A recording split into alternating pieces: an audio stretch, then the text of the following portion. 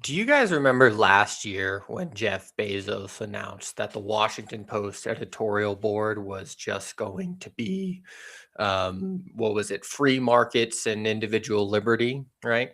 Let's take a look at how that's going because what happened recently is not what is happening. So let's pull this up. This is Kuno, by the way. Uh, So, this was published earlier this week, and it is, to put it lightly, a call for regime change in Cuba.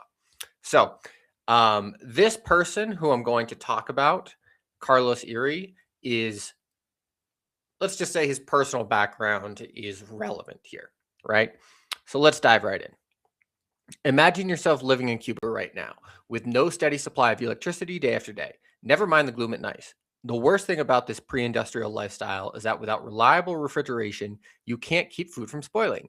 So you spend lots of time scrounging for food, which is always in short supply, waiting in line for bits of meat that are often unavailable. If you do find some protein, you have no fuel or electricity with which to cook it. You might not have running water either. That too is available only intermittently and unpredictably. But how can you scrounge for food and other necessities? Good luck finding transportation to take you where you need to go. Few buses, few taxis. If you're among the lucky ones with access to a car, you'll have to wait weeks to get just a few gallons of gasoline. Worse, inflation and currency devaluations constantly eat away at the purchasing power of your meager income.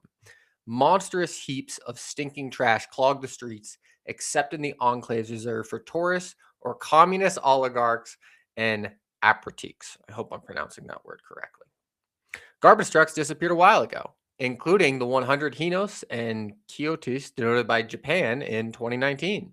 These are broken down and irreparable, save for few reserves to cart away that refuse of tourists and elites. So, what we're about to read, and you guys can all tell the way this is going, is basically a call for regime change.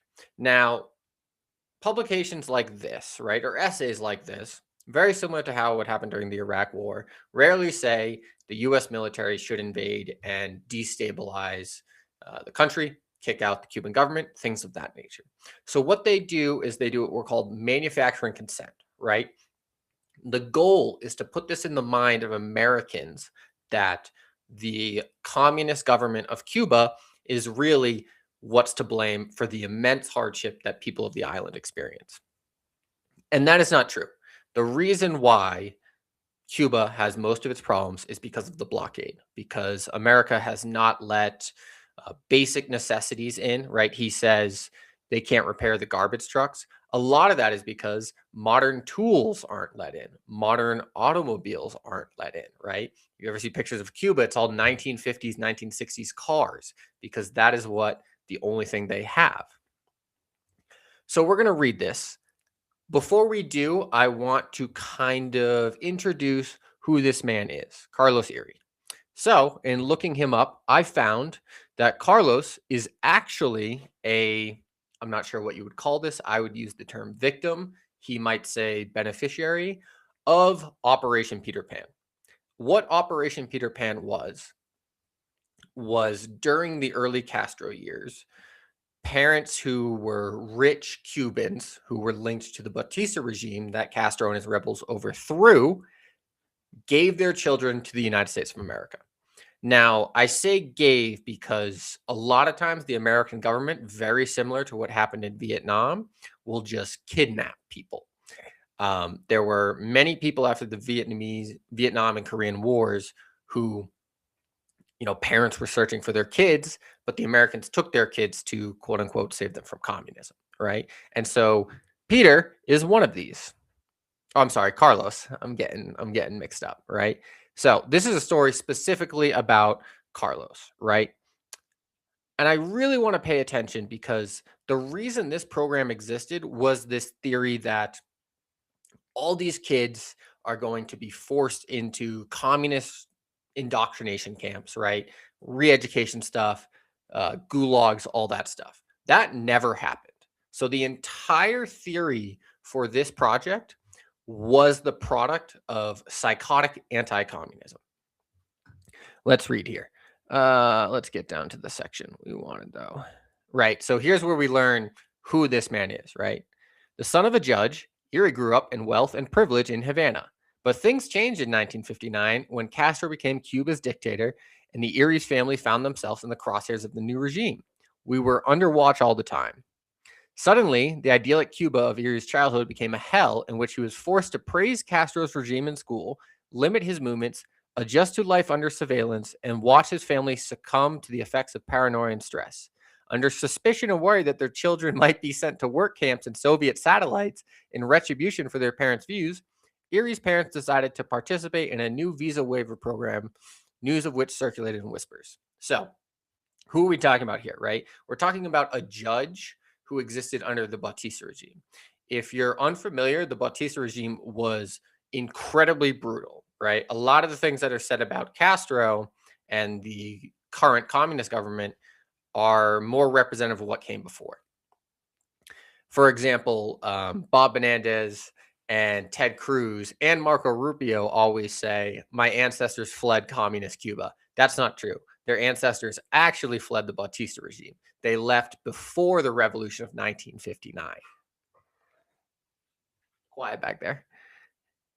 So I really want to hit on this part of like, might be sent to work camps in Soviet satellite states.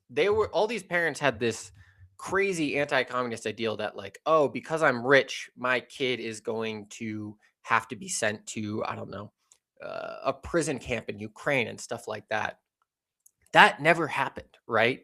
And if we're reading between the lines here, right, like became hell in which he was forced to praise Castro's regime in school, like what does that mean, right? We all say the Pledge of Allegiance every day in America. Like the idea that this is just some sort of, comical bad guy out of a movie is just not true. But what I really want to hit on here is his experience once he got to the United States. They were sent to temporary camps in Miami. Parents were trying to avoid work camps. They got sent there, right? And then he details what was really a very bad experience in the American foster care system, right? His first foster family had planned on taking him in only temporary, so he was sent to another foster home run by a married Cuban couple and populated by unaccompanied Cuban children who were considered juvenile delinquents. They were horrible people, he says, of the people who ran the home. Bullied by children who tried to get him to join gangs and commit crimes, he was fed one meal a day. So I want to put this in perspective, right? Because this is kind of the hysterical anti-communism that not only motivated people to abandon their children back then, but is promoting someone like this man to write for regime change now, right? Think about it. Their fear was that their kids were going to be taken away from them, mistreated, sent to Soviet gulags or whatever it is. So instead, they were sent to the American foster care system, which think about how many problems there are now, and then think about it in 1960, right? And they got that experience. They weren't mistreated by the communist government of Cuba. They were mistreated by the American government. They were fed one meal a day. That is horrible to treated children, right? And this really stood out to me. Finally, a Cuban uncle living in Illinois claimed Erie and his brother. The boys were actually supposed to be claimed much sooner and had been forgotten by their social worker. Again, this entire thing is predicated on the fact that the communist government is evil, inept, all that stuff. And what these parents' greatest fear was actually doing it in Cuba, or I'm sorry, in the United States. So let's return here. Unsurprisingly, vermin and insects multiply, including swarms of mosquitoes that spread Januge and Chinky. I can't say that. I'm going to kind of speed through this here because you guys get the point, right? Good luck, too, finding medication for these epidemics or any other malady. There are few to be found. Again, the American embargo has this weird cutout where it says, we'll let you people sell medicine. It doesn't really work in effect that way because people, just don't want to get dinged by the treasury for, if you sell, a common thing we hear a lot from Gaza is like, okay, you sell a scalpel to a Cuban doctor. Is that really medicine? Somebody might call that a knife, right? But one thing remains abundant: repression. Should you dare to complain about these ludicrous privations or call for change to address them, you'll be warned to shut up. If you refuse to heed that warning, you will end up in some prison. Be careful. There the guards reward common criminals for abusing political prisoners. Now, I'm not going to deny that there are political prisoners in Cuba, right? That exists. But what I really want people to think about is, what is the difference between the United States, right? If we're saying, hey, this is a incarceral government, how do we square that with the solution of the American government, which incarcerates a higher percentage of its population than Cuba and is currently arresting people based off of whether or not they say nice things about ICE online, is the solution to that? And here's where it really gets into the dictator stuff. Cuba's 67-year-old dictatorship is dying, or so it seems from news reports and personal accounts of the millions who struggle to subsist beneath it. It is a victim of its own monumental failures, which have strangled the island's economic development and driven nearly 1/3 of its people into exile. Cuba's economic development is restrained because it is literally not allowed to develop economically. For those who don't know, the sanctions put in place mean that anyone who does business with Cuba is cut off from the American banking system by the Treasury. So you have to pick. Do you want to do business with the largest economy in the world, the United States of America, or do you want to sell medicine, supplies, and food to Cuba? But in the past few years, due mostly to the inane policies pursued by its communist leadership, it became a failed state, unable to feed its own people. Again, this is entirely leaving out that the American government is strangling it. The word sanctions does not appear in this essay. It survives on life support provided by other nations, and ironically, the 3 million Cubans in exile who send billions of dollars in remittances back to their family. All is collapsing: infrastructure, agriculture, power plants, social and medical care, sanitation, transportation, schools, the tourism industry, and everything else, with the exception of the machinery of repression. Sadly, as essential goods and services vanish, the one thing that Cuba's inept government keeps its tip-top shape is its eagerness to stifle and punish dissent. It is fiendishly effective repression that prevents the final disintegration of the callous communist institution that calls itself the revolution. You might ask yourself, what is next? Will Cuba's dictatorship strike some kind of deal with President Donald Trump? What are the chances of positive change? I also want to point out here, this is where he kind of gives it away, right? Will Cuba's dictatorship strike some kind of deal with President Donald Trump? At no point up until now has he mentioned that the American government has anything to do with the terrible quality of life in Cuba, right? If you read this whole thing, you would be saying, oh my God, the Cuban way of life is so hard. They don't have enough to eat. They can't get around, etc., because of the Cuban government. But now he's admitting, will they strike a deal with Donald Trump? Strike a deal for what? Of course he means they will strike a deal to end the sanctions, but he never even mentions that. Unfortunately, the directive of Cuba's communist dictatorship remains what it has always been: stay in power. Nothing else matters to them. That is very much not true for a reason I'll explain in a second. Consequently, the immediate future of Cuba cannot be predicted because as Trump ramps up the pressure on Cuba's leadership and speaks of ongoing negotiations with them, he keeps the details of all potential deals under wraps. Trump's intervention in Venezuela offers no clues. He seems to have chose a cautious and gradual transition for that nation. But Cuba is in much worse shape than Venezuela and has no oil to fund the massive reconstruction that the island desperately needs. What will happen if the people of Cuba, especially its youth, take to the streets to demand regime change as the Iranians did last month? Such a popular revolt is possible, you bet, but what will be the outcome? Would Cuban protesters be slaughtered by their dictatorship, or could a massive, unprecedented display of discontent cause the dictators to flee the island?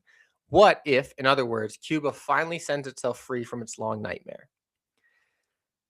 This is, again, a drastic misrepresentation. And I think we need to remember who we're talking about, right? This is a man whose parents lived on this island in prestige and wealth. And if you're familiar with the Batista regime, by exploiting the working class, which I wouldn't call what existed in Cuba before Castro chattel slavery, but it was very close. It was very close to like a serfdom type environment, right? The idea that the people who run the government of Cuba, or the people who overthrew the Batista regime, their only thing is staying in power is not true. And I always kind of use this example of like Fidel Castro's original revolution had 12 people, right? If you were someone who was only interested in power and in climbing the ladders of society, you would get a job with the Batista regime. What you would not do is join a very small ragtag group of people who had the very improbable idea of overthrowing the government, right? That's a good way to get yourself killed. Another thing I always hate is this framing of, well, the government only wants to stay in power, right? No matter what type of government it is, communist, socialist, capitalist, social democratic, even fascist, right? Governments have a responsibility to keep people safe.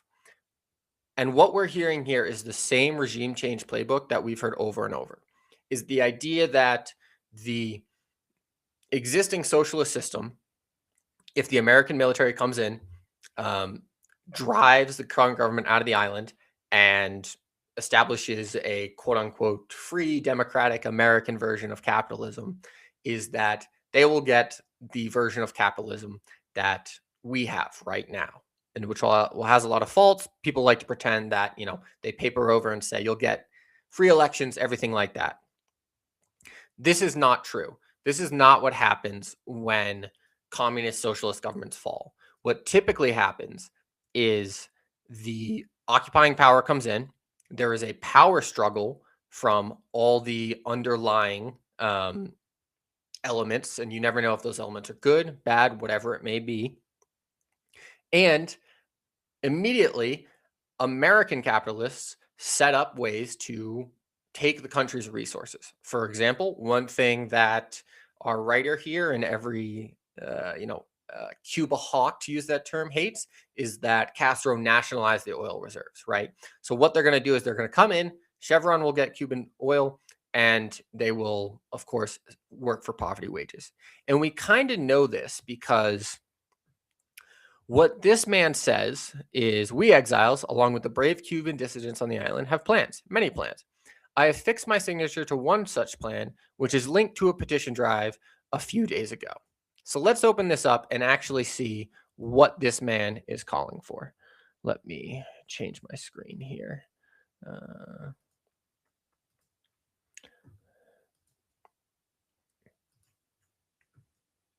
So what we have here is what this author would like us to do for Cuba, right?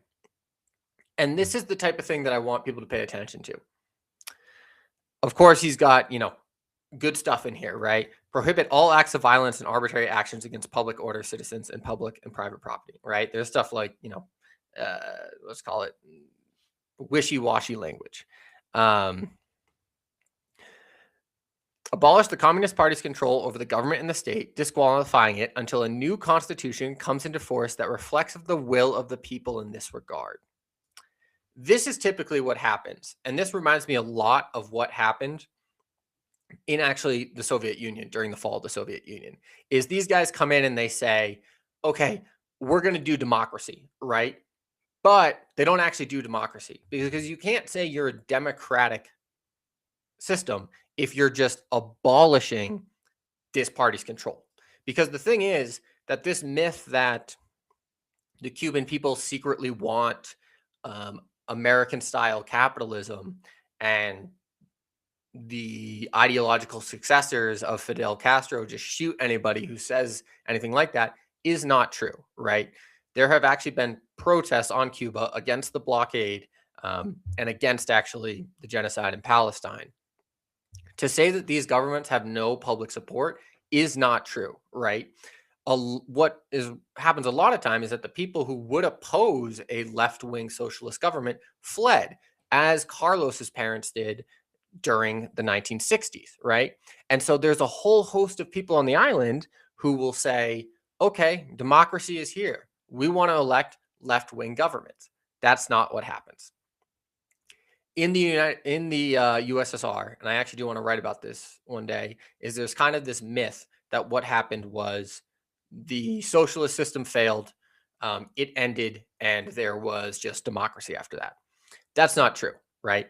What a lot of people don't know is that there was actually a low level civil war fought in Moscow in which the president of Russia bombed the Duma, right? So think of Donald Trump bombing Congress because Congress didn't want to change its system. That's what happens. We see this all the time. In Indonesia, after the CIA got involved, they killed somewhere between 500,000 and a million communists because they don't want democracy. This guy wants American capitalism, and they are going to repress and assassinate, imprison whoever they need, right? So you can't say, like, oh, we're just going to abolish this party, right? Dissolve organizations or bodies and companies linked to the Communist Party or the military apparatus, including those of the military conglomerate, that do not align with the interests of democracy. What does that mean, right? This is also why things get so destabilized, especially in Iraq, right? During the Iraqi invasion, and Saddam Hussein is a terrible guy. Nobody actually likes him. But what they did was they said, we have to de-Baathify everything. So they essentially eliminated the public electric grid and privatized it. And the country of Iraq was out without power for years, up until I think like 2012, stuff like that. Here's where we get to the good stuff. Stimulate productivity, supply, and access to essential goods and services through the enactment of urgent measures to promote economic development. Let's go, baby. Capitalism. Get it in there. Lay the groundwork for fair participation of citizens in the country's sustained economic development, as well as competitive, transparent foreign investment supply to anti-corruption standards. Foreign investment subject to anti-corruption standards. I would love to see what that means, because this is typically where things go extremely bad in regime change, is because there's a difference between, let's say, what we did in Germany after World War II, where we said actually only German capital can invest and own some of these companies, giving Germany the ability to build its own economy.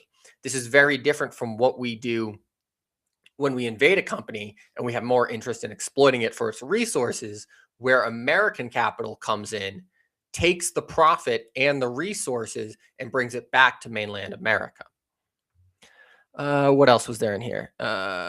Rescind agreements and collaborations of all kinds, political, military, economic, and others that do not serve the interests of democracy and the national good. Who is deciding what's in the interest of democracy and national good? I guarantee you it's not the Cuban people. Let's see. There was some stuff in here. Yep, remove anybody from government who obstructs transition to democracy. Prioritize dismantling state monopolies over communication, the press, education, healthcare, opening these sectors to free enterprise and institutional plurality. Basically, we're going to privatize everything. And I think one of the most impressive, to say you have a state monopoly over education, they want to privatize Cuban schools.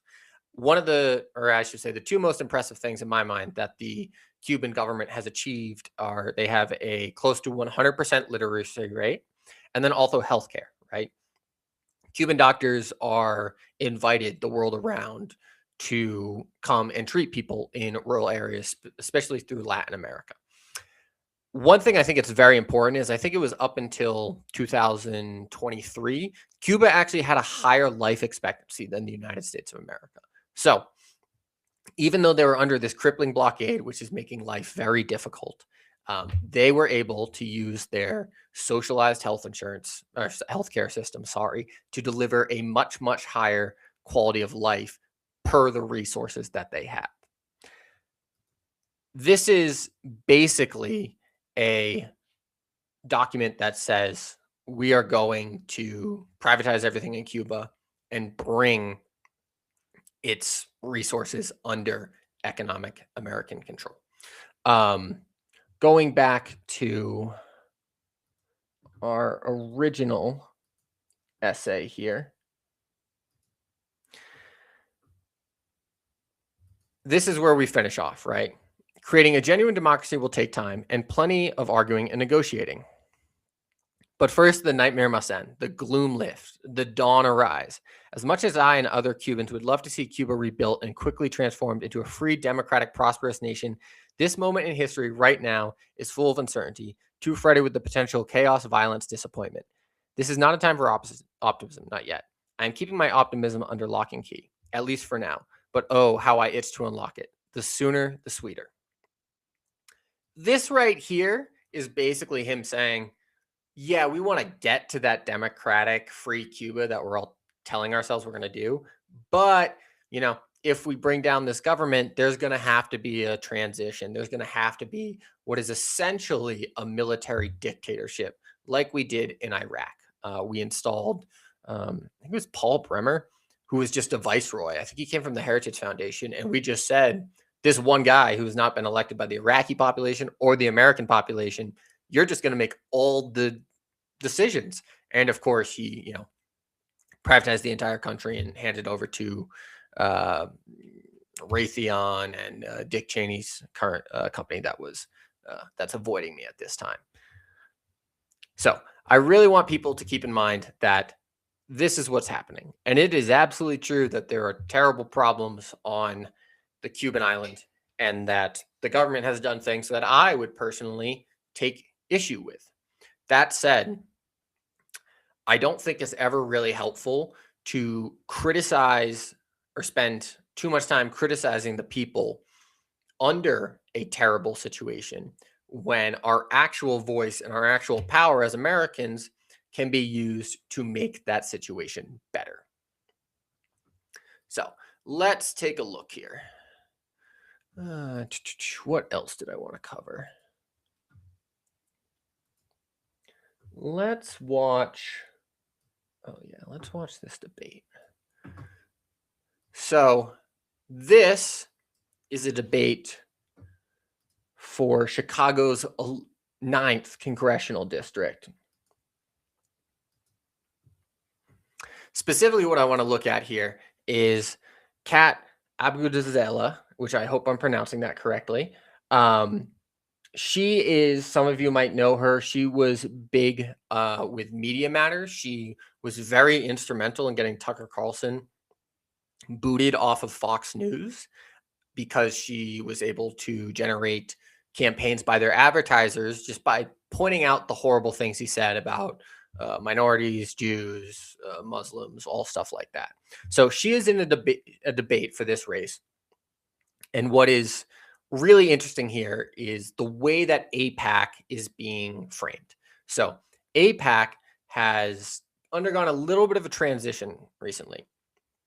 They are not popular, to put it lightly, and politicians who agree with their Zionist positions and actually want their money just don't want to be associated with AIPAC. So there's a little fudgery that we're going to see in this debate, and we'll take a look. She also has a really good answer about the Iron Dome funding, which I want to talk about. We'll give this 1.25. They're going to make us watch out. Simmons, Butra Amiwala, and Phil Andrew. And here, running for 9th Congressional District, Daniel Biss, Laura Fine, and Kat Abughazaleh. Ms. Fine, your opponents have talked about AIPAC a lot, the Israeli lobby. They've reportedly supported a group called Elect Chicago Women. They've spent upwards of $1 million or more in this race, ostensibly supporting you and attacking your opponent, Daniel Biss. Do you accept the support from AIPAC? It is an independent expenditure. It's dark money. Our campaign does not coordinate. I have asked publicly for them to reveal who their donors are because we don't know. This is Elect Chicago Women, this PAC. And again, per federal law, there can't be coordination between campaign and PAC. There is no coordination. And again, this is something that I'd like to do when I go to Congress.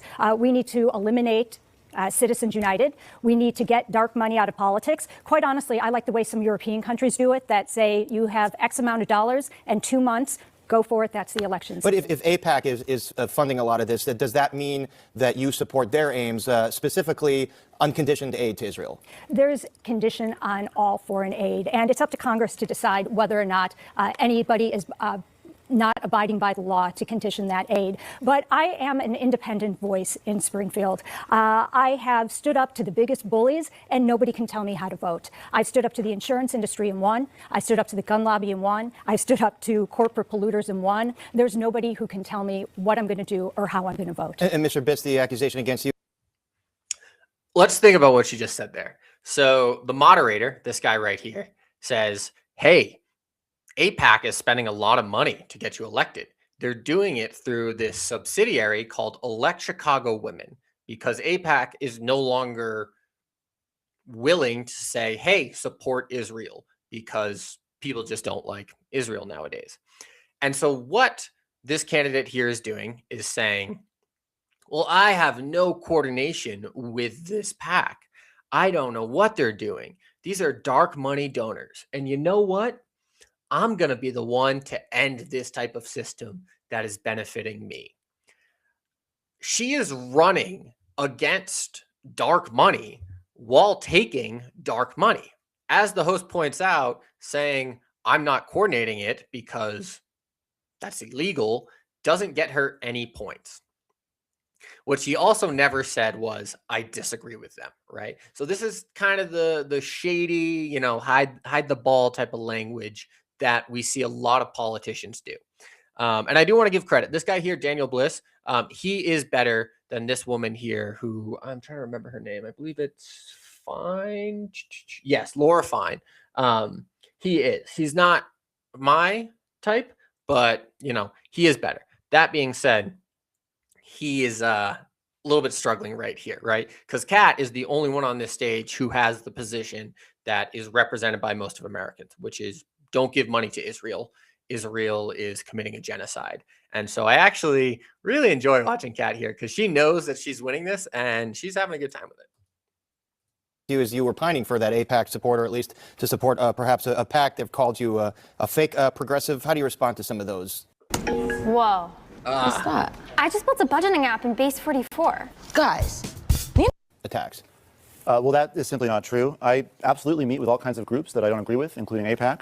I would never have accepted AIPAC support. And in fact, it was pretty clearly available to me, but I stayed true to my values and took the position that I believe is right, which is that we cannot allow unconditional aid to the Israeli government no matter what they do in Gaza. I don't think it's right. I don't think it's what our district wants. It's not what Jan Schakowsky has done. It's not how she's governed. It's why I would be a co-sponsor of the Block the Bombs Act in Congress, should I be elected, and it may be why I'm endorsed by Congresswoman Schakowsky. But I do think that this point that you make, Senator Fine, about not knowing about the Elect Chicago Women money is just baffling, because your campaign was advertising day after day after day, and your ads went off the air at the exact moment that the Elect Chicago Women ads that were almost the same as your ads went up. You're telling us that's a coincidence? One, I disagree with you. Two, I don't know if you believe the own words coming out of your very own mouth, because you seem to change direction with the wind. She knows. You went to AIPAC not once, not twice, but three times asking for their support. It's simply not true. When they did not support you, you changed your tune. It is true, because you had a paper. Fine is attacking Bliss for going to AIPAC to ask for support when she is being supported by AIPAC.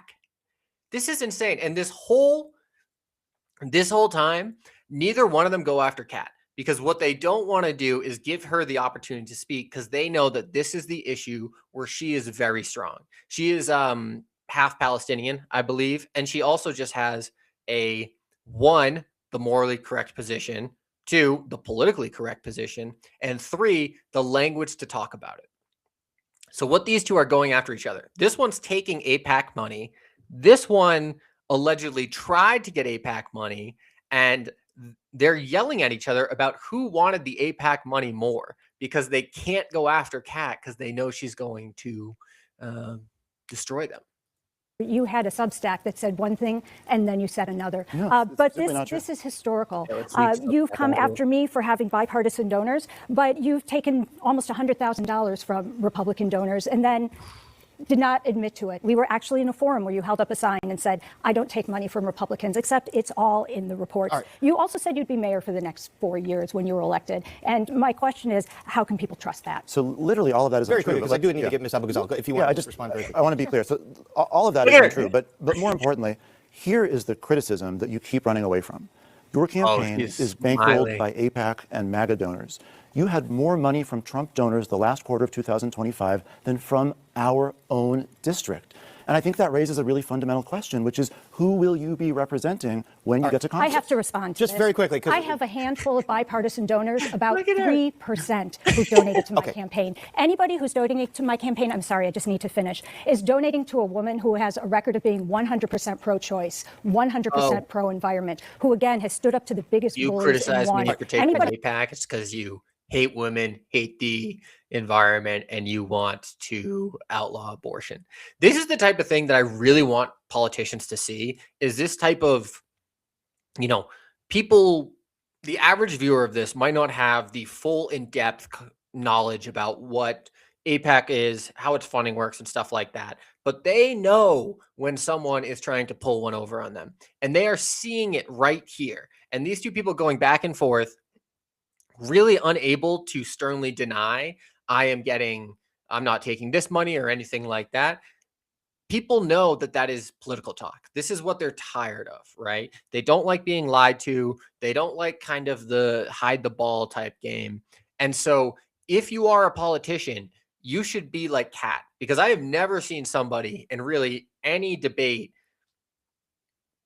that I can think of where honestly, one person is just sitting there and the other two contestants are too scared to attack her on. There's nothing about this. And we'll see in a second. They both keep trying to ride her coattails. I'm saying, well, actually, I agree with that.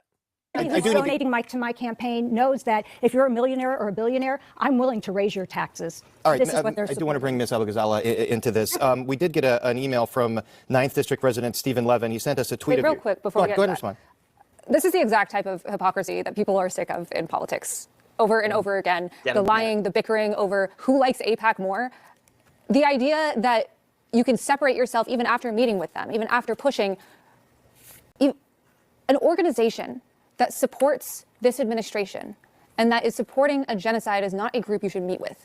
And frankly, both of you are trying to push policies that even if you're supporting the Block the Bombs Act, have a lot of very precarious and dangerous implications, such as anti-BDS legislation, such as not conditioning certain aid. We need to ensure that we are following our own laws and not lying about who we are or who's supporting us. Okay, so speaking of Israel and Palestine. Okay, so before he goes into this, right, a moderator's job, and I'm not saying this is something I agree with, actually I don't at all, is to make debates and stuff seem equal, right? The media does this all the time, specifically with Trump, where they try and give Trump softballs or easy wins or anything like that to make it seem like he is, a worthy candidate, right? Kind of sanitize him. And so what this moderator is about to do is Kat is 100% right on this issue. These other two politicians are representative of the type of, just talking, saying nothing that Americans hate, especially on Israel, after Democrats do not support Israel. They are more sympathetic with the Palestinians than the first time ever. And so what this guy is about to do is he's trying to bring Kat down on this issue in a very frustrating way. Let's take a look. Ms. Abughazaleh, we got an email from 9th District resident Stephen Levin, who brought up this tweet of yours from 2024, responding to President Biden's criticism of Hamas. It said, pretending October 7th was motivated by ancient desires to kill Jews is not only wildly racist, but wrong. Like 99% of attacks in history, both by military and terrorists, October 7th was not in a vacuum. It had motivation, which is why they took hostages. Is this somehow saying that the October 7th attack was justified? Not at all. Okay. It is 2026. And this guy is saying, do you support October 7th? And how he did it, because whether or not you support October 7th, I don't even know what that means, is not relevant to this race. So he went and he found an email from somebody who says they live in this district and read it to her on air, and then took to call it bad faith would be insane, because her tweet, if we can bring it back up here, this makes perfect sense. Saying that this is an ancient conflict or that there's ancient desires to kill Jews is both wildly racist and incorrect. Saying violence doesn't happen in a vacuum is one of the most correct things I've heard. I don't know how anybody can deny that. But what he has to do is he has to, he has to make all these three of these contestants look like they're on the same footing. So he says, "Is this your way of saying you support October 7th?" Is this somehow saying that the October 7th attack was justified? That is insane. He took something that had nothing relevant of this race, found a way to bring it in, and then misrepresented what she said. Not at all. That's not at all what I was saying.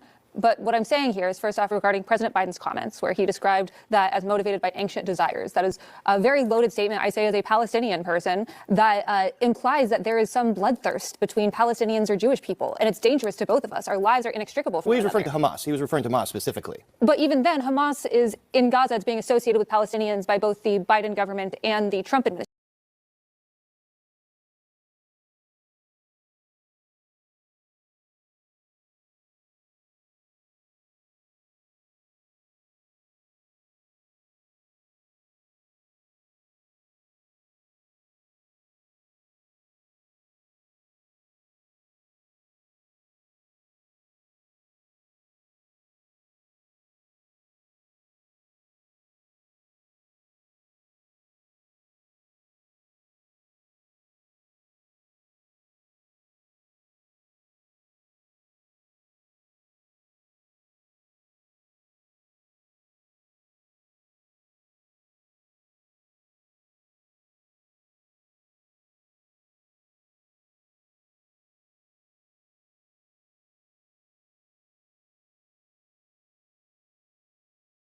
On here.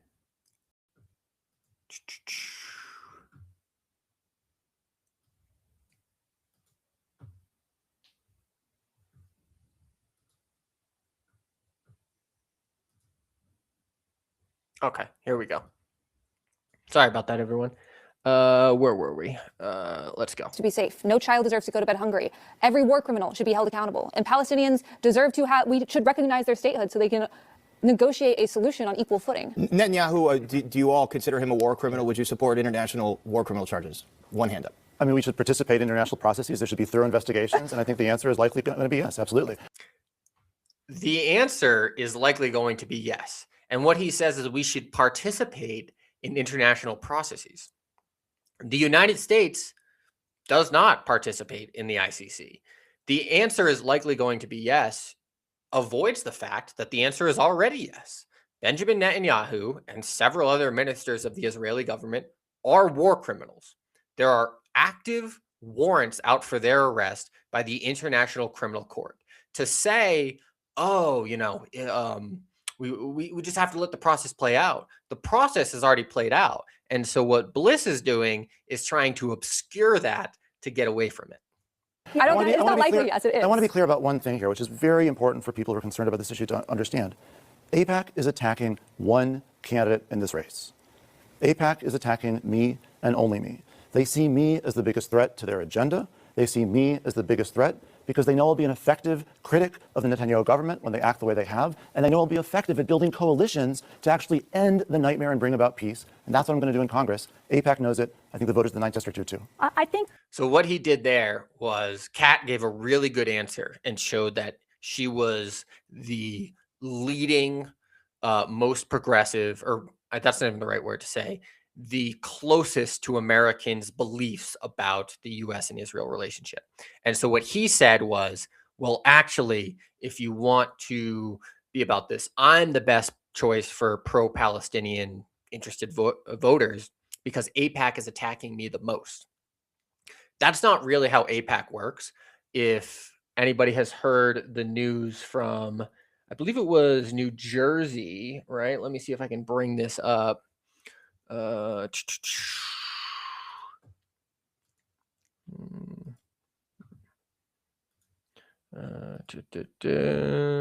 then we go over here.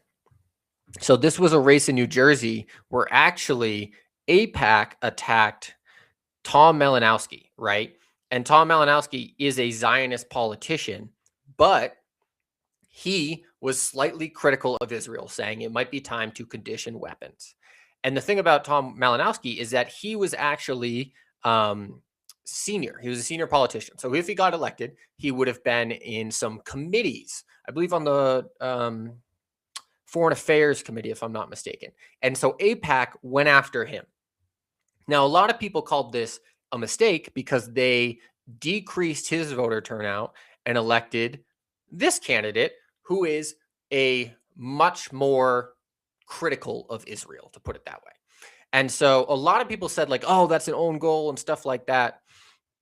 I'm a little curious if AIPAC knew that was going to happen and decided to take out Malinowski because they would rather have somebody who is very critical of Israel in the lower levels of Congress than someone who is somewhat critical of Israel on foreign affairs committees where they would have a higher, let's call it, impact, right? So for Mr. Bliss just to say, oh, well, AIPAC is attacking me the most, that's not really true. Or rather, that doesn't mean that he is the best choice for voters who actually care about, ending weapon shipments to Israel. There's something else that's missing here that we have to discuss. You can love your country and disagree with your leadership. I love my country. I don't like Trump. I love Israel and the Israelis. Netanyahu has to go. And I've been saying that for a very long time, way before October 7th. But I think right now what we need to focus on is how do we get to a two-state solution? So now she's hopping in because she is bought and paid for by AIPAC to whitewash Israel, right? She's doing the one bad man theory where Netanyahu has to go. This is all his fault. This is not true. Israel has a parliament, right? And they could call snap elections. They can vote to dissolve themselves, call a new election. And of course, the party with the most votes elects the prime minister, who in this case happens to be Netanyahu. They don't do that because the Israeli population supports Netanyahu. They support what they call the war, and I call the genocide, but they are very clear that they actually support the military operations in Gaza and the settlements in the West Bank. So to say that this is Netanyahu's fault is nonsense, right? And we hear this all the time. Israel is the only democracy in the Middle East. It's somehow a democracy, and then also the people who live in this quote-unquote democracy aren't actually responsible for their elected leaders.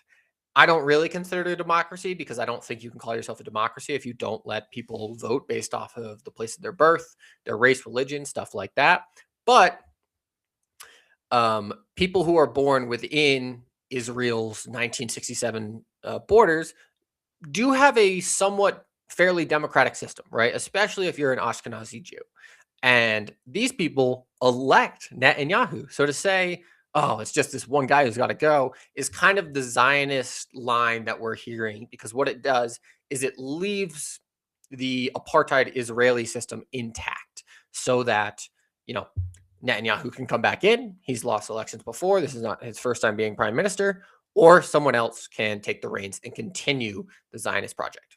How do we make sure there's safety, peace, and dignity for the Palestinians in Gaza and the Israelis? What about the in West Israel? Bank? The West Bank, too. So, okay, let's focus on the West Bank. Let's talk about the West Bank. Should there be a withdrawal of Israeli settlements in the West Bank? Of course. Yes. I'm opposed to the settlements. Should there be a withdrawal of Israeli forces in the West Bank? Yes, we need peace and dignity everywhere. Ms. Abughazaleh, what about the state of Israel? Do you support the state of the right of Israel to exist as a state? Did you know that most B2B conversions happen on desktop? Does Israel have right to exist? Maybe that's not that big a surprise. The Namdani question. I think that this question is said as if it doesn't exist. What we need is to ensure that any solution, whether that is a two-state, a single secular state, whatever it is negotiated not by America, but by the people that actually live there, by Israelis and Palestinians. This is, my great-grandfather had a hotel. And when they were expelled, he carried around the key ring to every single door in his hotel till the day he died. He was buried. And he lived in Palestine? Yes, my father's side is Palestinian. And if someone came to me and said, you could have the hotel, but you displaced 300 people, I would say absolutely not, because trauma begets trauma.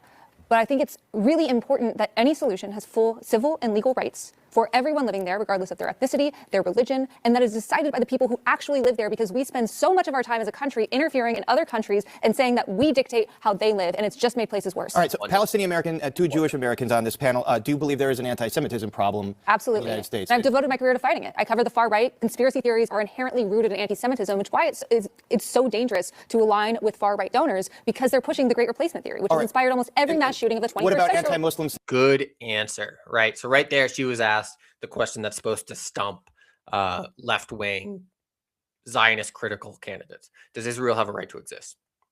She framed it as, we need to talk about what's going on right now. Used her own personal story where she is especially compelling here because of that to, one, explain to the viewers that Israel does currently judge people based off of their race, religion, and place of birth. And then two, say we need to promote a system in which that is no longer the case.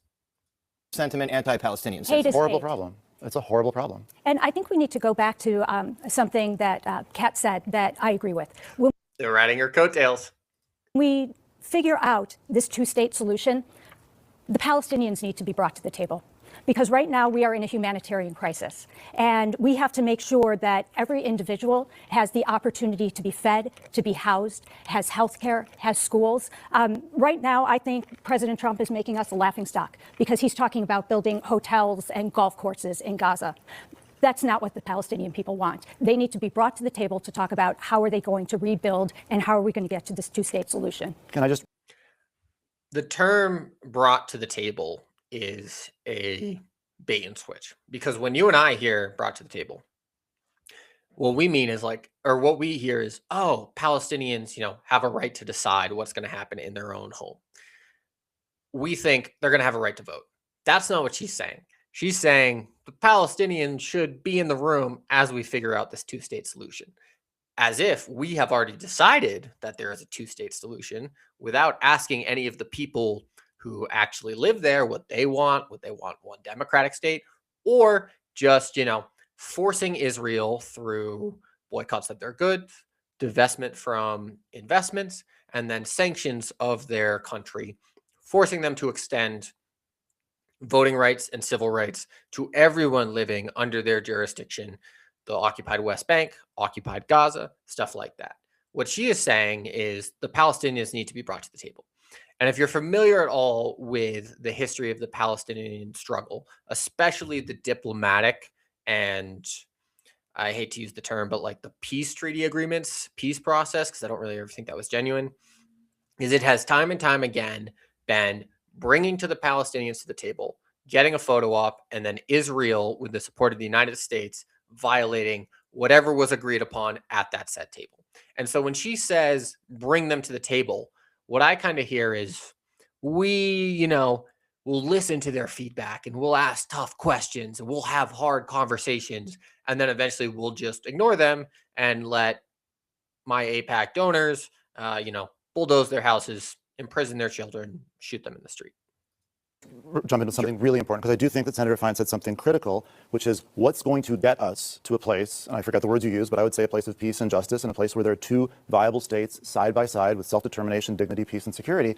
And the answer is not what we've been doing. The answer is not continuing to give unconditional military aid to Israel. And the problem is AIPAC doesn't want a two-state solution. Do you support any aid to Israel? Or could that, Yeah, I could support, that scuttle, for example, defensive weaponry. I support Iron Dome. Ms. Abughazaleh, any aid to Israel at all? Defensive weaponry is an oxymoron. Weapons are inherently offensive, and for any Do you ally. support Iron Dome? No, I don't support any. We need to condition all aid to any country, any ally. It doesn't matter if it's Israel So or if Iron it's Dome was where they Mexico. shoot down Fantastic answer. Missiles that are coming in. Right. Wait, if we aren't using our leverage, there is no reason to condition any aid. We absolutely should be supporting our allies, but they have to follow our own laws first. It's not that. Even then, you're conditioning aid. There's more to it. I've been to Israel. I've been in the bomb shelters. I've been to the borders. They are being attacked constantly at every angle. If you do not fund something like the Iron Dome, the amount of death and destruction would be incredible, not just to the Israelis in Israel, but also to the Palestinians in Gaza. I haven't been to Israel. I have not heard a single explanation about how not funding the Iron Dome will kill more Palestinians. Kat is absolutely correct. There is no need to give Israel money for this type of defensive weaponry. And one thing I would love for Fine and Bliss and everybody else who likes to pretend that the Iron Dome is some sort of something different than Israel's traditional weaponry is, should we buy an Iron Dome for Russia? If you say that the Iron Dome has nothing to do with Israel's offensive capabilities and only protects civilians, Palestinian and Israeli citizens, then should Congress send Russia an account at Raytheon to buy their own Iron Dome? because by this logic, that would protect Russian citizens and Ukrainian citizens. Now, if we ask this question, the obvious answer would be no.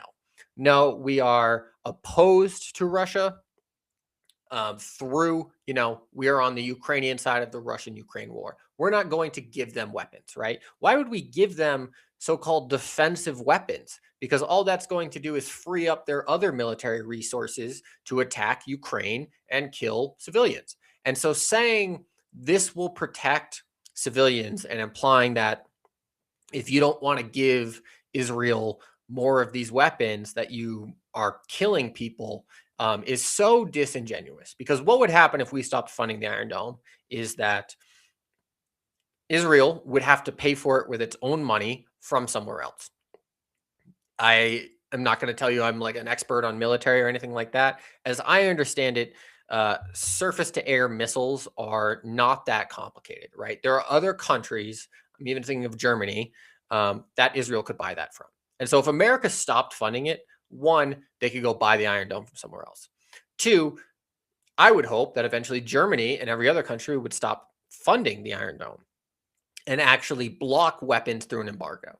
And what that would do was that would force Israel to make peace with its neighbors. One reason why Israel is so eager to invade and to kill is because they know that they have basically blanket immunity, is that what they call wars are really one-sided conflicts.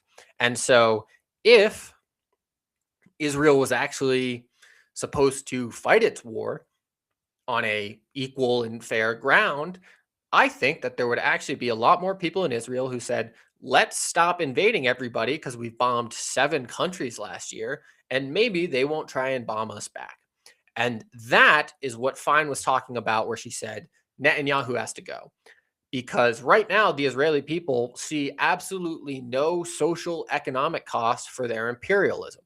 And getting rid of the Iron Dome would force them to abide by the laws of civilization, because they don't do that now. The legal framework protecting national sovereignty and Palestinian sovereignty is ignored by Israel. And so this more, let's just call it, what's the word I'm looking for? Brutal. Like, a lot of countries don't go to war because they don't want their people to die. Israel doesn't have to deal with that because the United States pays for all their bombs. And so getting rid of the Iron Dome would force Israel to make peace with its neighbors, especially the Palestinians. Because my dad was scared I would get detained if I went, because that is the reality even as an American citizen. We actively need to be using our leverage against any ally that is not following our own laws, and we have seen a genocide happening in Gaza. We have been seeing lack of freedom of movement. People are trapped there. They have nowhere to go. They can't even swim away from the border because they will be killed in the water. This is not that difficult. And if we're supposed to be a good ally, then we need to make sure that our allies are following basic human dignity. All right, Mr. Biss, I want to bring up a quote that the Chicago Tribune Ed Board made about you. They said they weren't comfortable with your aggressive confrontations with agents. And we should mention, there have been viral videos of you and Ms. Abughazaleh. Ms. Abughazaleh is under indictment right now for that very thing. But will you continue that type of aggressive, in-your-face kind of activism if you're elected to Congress? Of course. Of course.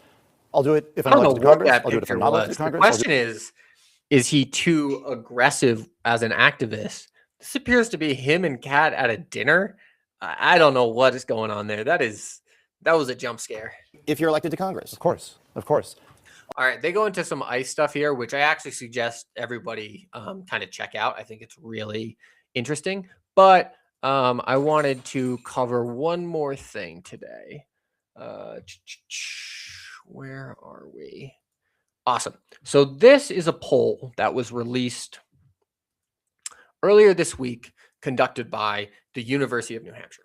And this is looking at hypotheticals of the main Senate race, right? So if you're unfamiliar, Susan Collins is the current senator. She is a Republican, and she was elected to this office in 1997, I believe. The Democratic primary to challenge her is between Graham Plattner and Janet Mills. Graham Plattner is seen as like the more left-wing, anti-establishment candidate, and Janet Mills is literally Chuck Schumer's pick.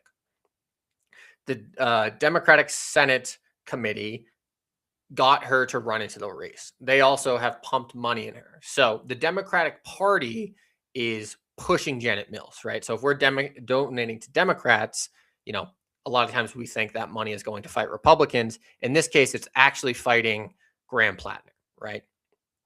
And so I want to look at this here, right? This is just the first choice of Maine voters. In October, UNH found that 58% of Democratic voters in the primary preferred Graham Plattner. 24% preferred Janet Mills. Plattner has increased his share to 64%, an addition of 6 points, while Mills has increased it 2%, right? And we see a lot of this came from the don't know, undecided. So basically what happened in the last, 3 to 4 months is people who didn't know made the decision, and more of them went to Plattner.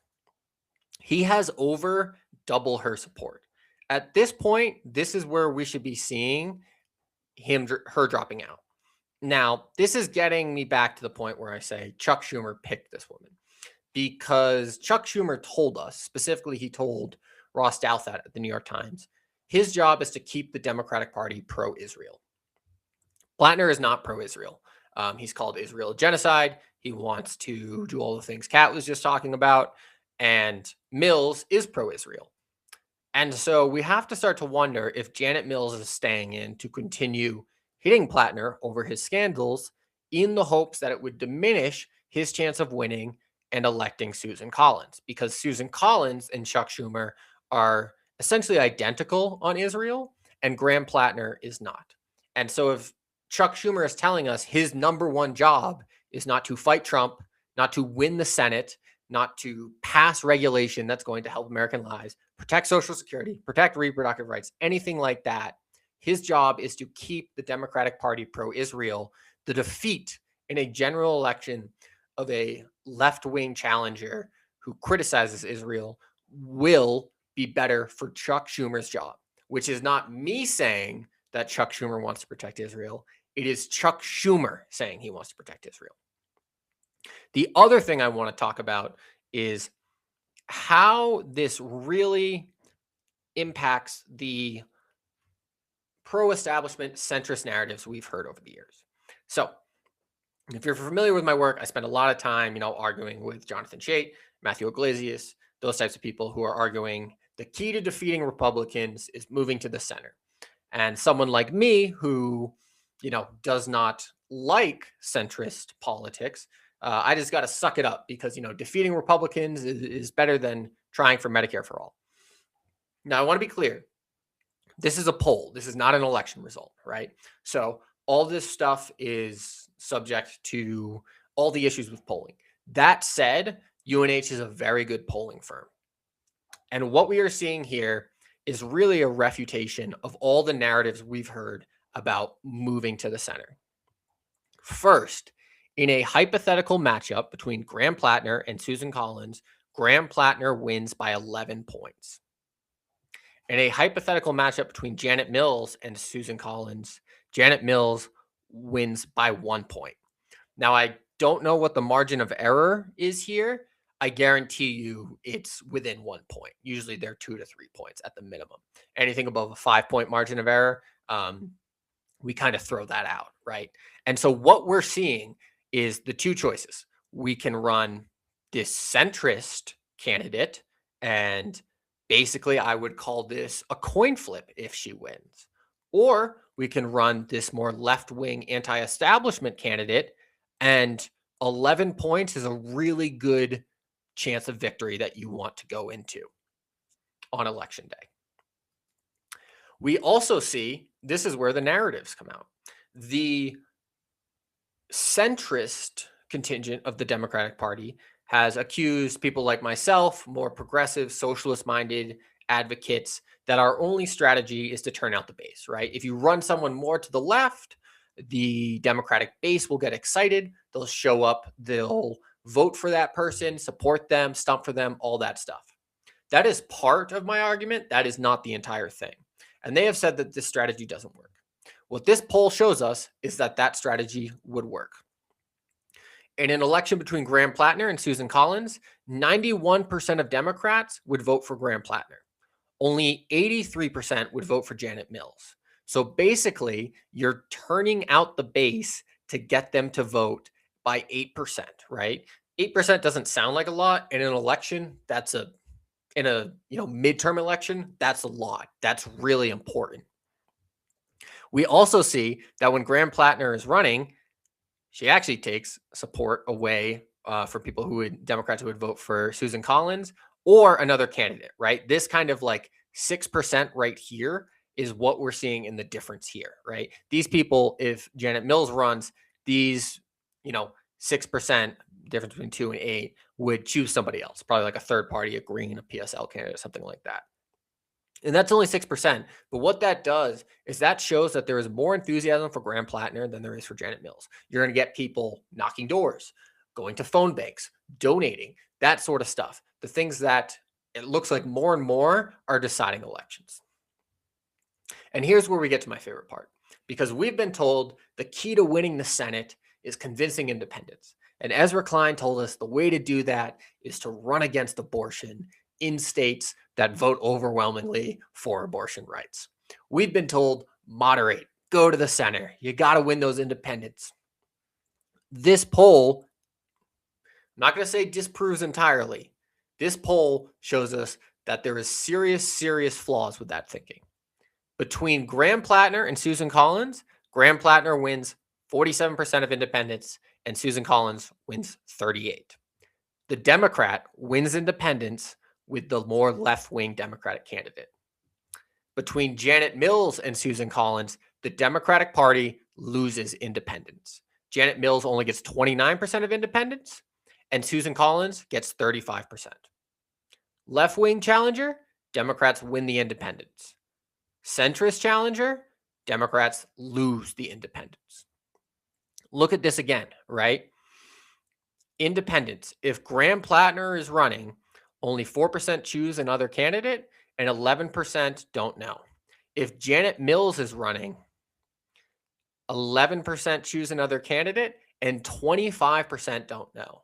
These are 14% of independent voters who will vote for Graham Plattner, but not for Janet Mills. The independents want the anti-establishment candidate. They don't want the establishment Janet Mills. There's also this thing of like, oh, well, if you run a more lefty challenger, then independents are going to get scared and they're going to go to the Democrats. That's not really true, right? Between Graham Plattner, Susan Collins gets 38% of independents, and against Janet Mills, she only gets 35%. So 3% of independents would be scared by the quote unquote radical politics of Graham Plattner and go to the Republican. Much more would go to Graham Plattner and the Democrats. And then this isn't the most important thing, because I don't think winning over Republicans is how you actually win elections. I think that's kind of a myth where people who sit in the Washington, D.C. Beltway and think about politics all the time forget that a lot of people just don't pay attention to politics. And if somebody isn't exciting them or giving them a reason to vote, they just stay home. So I think it's actually better to focus on turning out Democrats and independents than actually Republicans. Both the Kamala Harris and Joe Biden campaign tried to do this, and they got like 3 and 4% Republicans, right? But what this does show is that Graham Plattner gets more Republicans than Janet Mills. So if you're one of those people who thinks that, the key to win is to win over Republicans, then you should be championing for Graham Plattner, who actually decreases the amount of Republicans who vote for Susan Collins. So that is basically what I wanted to show you guys today. This is, again, not finite. This is not an election result. And, even if it was an election result, we wouldn't be able to say 100% conclusively because there are different factors. But this is a extremely reputable polling firm. This is a very impressive poll where they're polling over 4 months. And, we are seeing this in a swing state. Maine, when I put this up on Twitter, some people said like, oh, that's Maine, Maine is no different from any purple reddish state, right? Like, I don't know why people are pretending that this is a left-wing state. I'm from New England. The idea that New England is all like Democrat haven is not true. You go to Maine or New Hampshire, you're going to find honestly more Republican sentiment than Democratic one. And then of course, the same in Vermont, except that Burlington, Vermont is very blue, right?